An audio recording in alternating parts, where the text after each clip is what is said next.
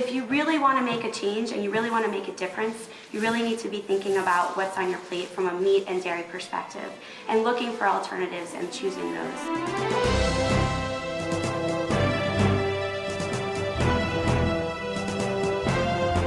Hello, eco-conscious viewers, and welcome to Planet Earth, Our Loving Home.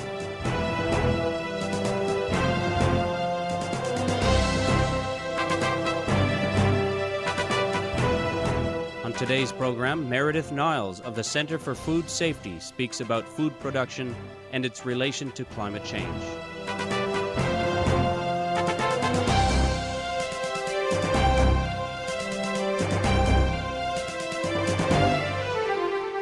The Center for Food Safety is a U.S. nonprofit organization established in 1997 to protect the public health and the environment of the United States by working to end harmful ways of producing food and encouraging organics and other sustainable alternatives.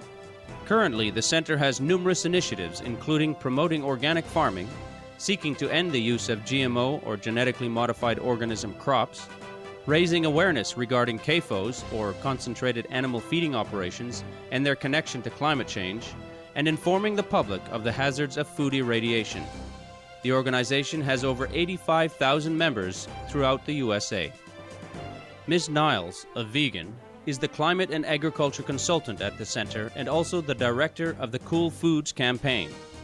The campaign is one of the center's most important projects and seeks to publicize the link between food, particularly livestock production, and global warming.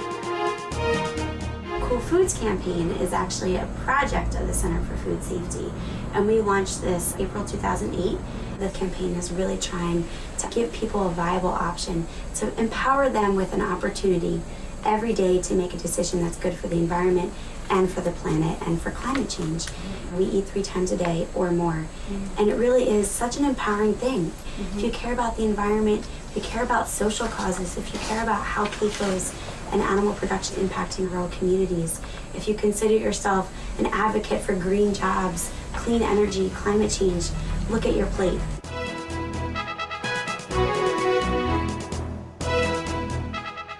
The U.S. is now moving forward with climate change legislation.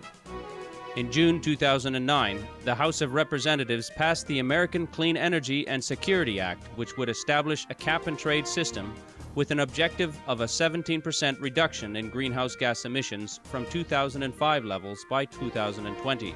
One of the campaign's goals is to shape the final version of the climate change law so that it comprehensively addresses the highly polluting livestock industry, which is responsible for the majority of global greenhouse gas emissions. We're seeing that climate change legislation is going to be coming probably in this country this year, especially with Obama being committed to that. So we're really interested in trying to understand the ways that agriculture, and actually in particular animal agriculture, and CAFOs, concentrated animal feeding operations, would be included within that legislation. California, USA is considered an exemplary state for its green policies and enacting a landmark climate change bill in 2006. The law requires California to reduce greenhouse gas emissions 25% from 2006 levels by 2020. We have to be thinking about the ways that we can reduce greenhouse gas emissions in all of these policies that are going to be coming down the pipeline. And so we're focusing on California as a model for what the rest of the country is going to develop. So we've been making a lot of comments there, really trying to push some wide reductions, looking at nitrous fertilizer, nitrous oxide emissions, manure management on farms, and also just really trying to encourage a more localized food system. As another tool to reduce emissions, the campaign is advocating that all government programs subsidizing intensive livestock production, such as the Environmental Quality Incentive Program, or EQIP, in the United States, end. EQIP was a program that was initially started to really give incentives to farmers to conserve land, plant trees on their land, that kind of thing. The 2002 Farm Bill actually fundamentally changed the EQIP program. It made it much easier for CAFOs and animal agriculture in particular to receive EQIP funding, and at a much higher rate than anything else. So now there's a mandate that 60% of the funding actually goes towards livestock activities. And now it's also easier for them to get funding to build manure lagoons or to actually even build larger CAFOs in some cases. The center also advocates that factory farms be held accountable for destroying the environment. So the Clean Air Act, the Clean Water Act, can actually be better enforced so that CAFOs that are emitting and polluting would actually have to pay for the pollution that they're producing. If they were forced to actually pay for all the pollution that they're putting out there and the human health and the environmental impacts they have, they wouldn't be able to operate on the level that they do, and they would be unable to exist, basically. Residents of rural areas are extremely affected by the massive amounts of pollution released by factory farms. Their drinking water often becomes contaminated with nitrates and phosphorus from the manure that is generated. Many suffer from respiratory illnesses from the foul air, and some even experience psychological problems such as depression. Looking at CAFOs, they pollute the air, they pollute the water, they affect rural communities, they affect farm workers. They're really disastrous for a lot of reasons. And if you go to a rural area like eastern North Carolina, you will see the people that are affected by this every day and have to live with this pollution. After these brief messages, we will return with more from our interview with Meredith Niles of the Center for Food Safety. Please stay tuned to Supreme Master Television.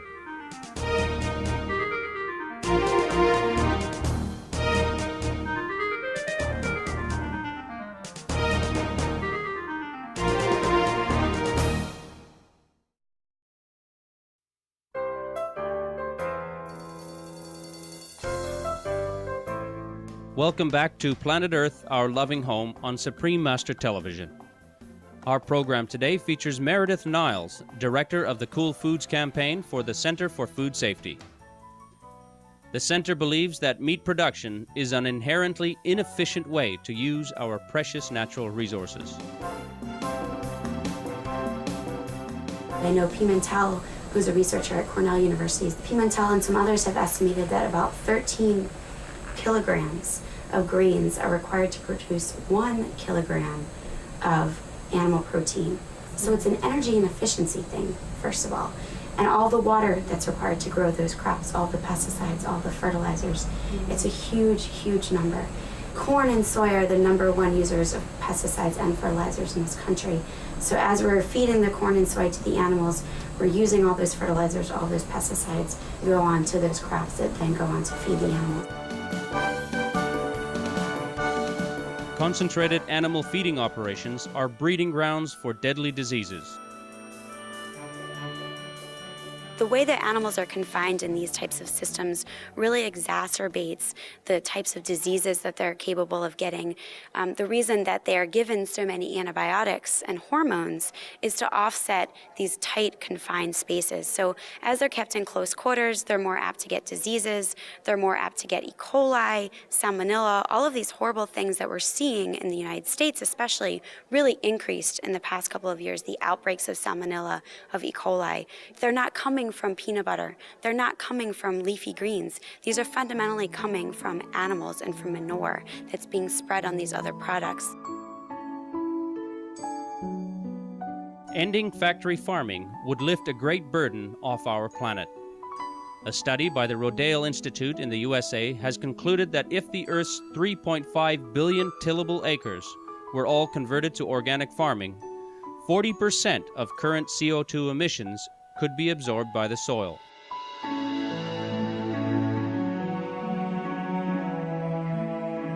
Organic agriculture inherently uses about half the energy inputs that conventional agriculture does. Organic agriculture is increasing biodiversity, increasing diversity among plants and animals on the system, being better able to adapt to droughts because it has increased water retention in the soils. We will need to obviously adapt our farming systems to be able to better withstand some of those impacts, and organic is uniquely situated in that sense. In their recently published paper, Livestock and Climate Change, in World Watch magazine, former and current World Bank environmental experts Dr. Robert Goodland and Jeff Anhang conclude that more than 51% of human-caused global greenhouse gas emissions come from the livestock industry. These experts also point out that factory farming puts out enormous amounts of methane, accounting for more than 37% of all anthropogenic sources.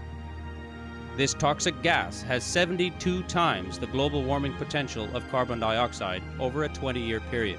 Dr. Goodland and Mr. Anhang conclude that adopting a plant-based diet is the first choice solution to climate change.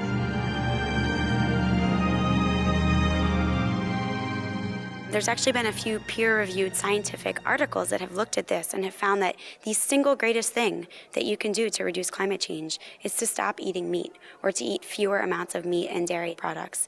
And they found that this is more efficient than buying all local produce or all local products. It's more efficient than switching your vehicle type.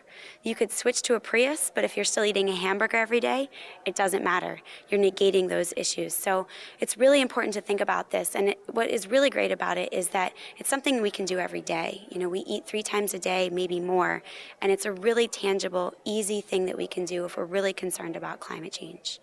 There were definitely some studies that have shown that a vegan diet has the lowest global warming potential and also a variety of other environmental impacts.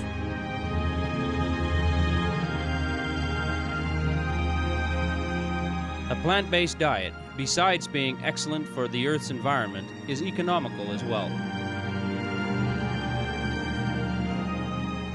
So you don't actually have to spend more money to become environmentally friendly. You don't have to go out and buy a Prius, switch your car. You can think about your diet. And, tofu, beans, all these great vegetarian sources of protein are oftentimes a lot cheaper than meat anyway. So, it's not an expensive switch that you have to make. It's a very green switch, something that makes an impact immediately, right away, today. We sincerely thank the Center for Food Safety and Meredith Niles for seeking to end intensive animal agriculture operations and for informing the public regarding the environmental devastation caused by the consumption of animal products. Following an organic vegan diet is the simplest and quickest way to stop global warming and is something that everyone can do very easily. Organic farming benefits public health and the environment immensely.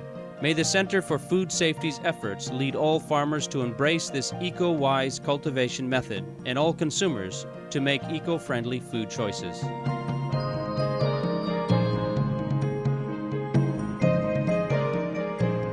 My name is Meredith Niles. I'm the director of the Cool Foods campaign at the Center for Food Safety. And on behalf of Supreme Master Television, I'd like to say be veg, go green, and save the planet.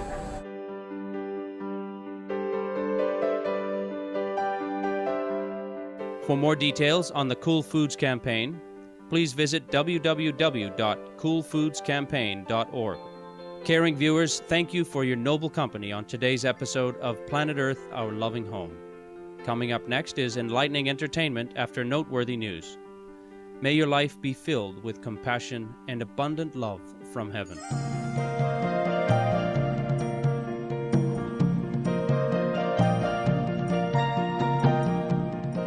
For more details, please visit www.suprememastertv.com/PE.